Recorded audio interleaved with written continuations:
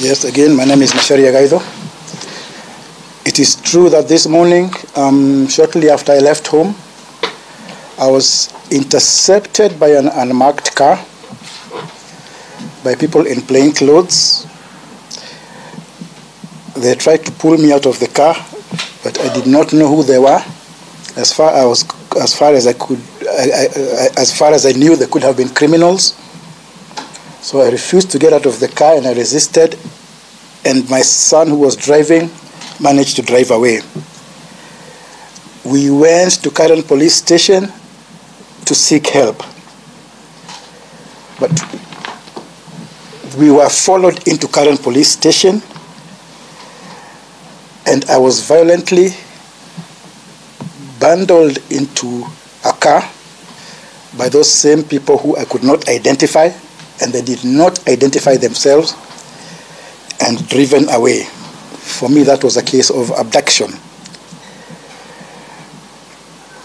But after about 10 minutes or so, or 15, they stopped. They had some of their own conversations and drove me back to Karen police station. Still, they had not identified themselves.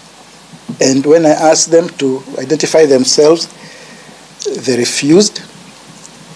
Instead, they were slapping me for resisting arrest.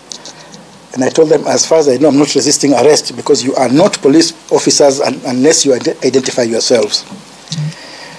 At Karen police station, that is when they told me, oh, it was a case of mistaken identity, which of course is a ridiculous thing. But before I went home, I insisted on reporting a crime, which I did. It is in the occurrence book.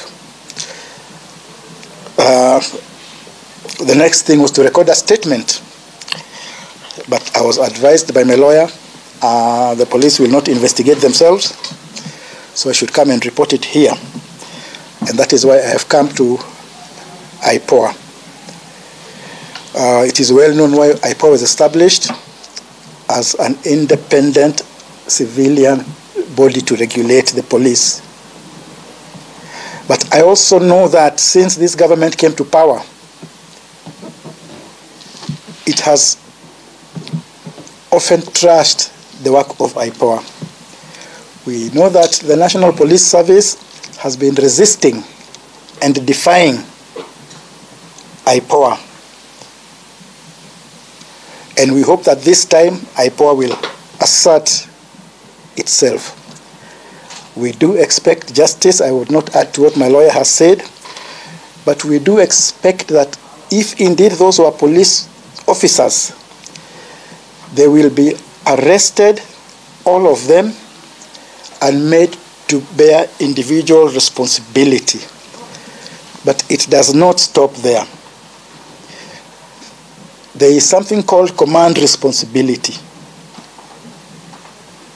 Those who sent them out to arrest a citizen in a brutal, illegal manner,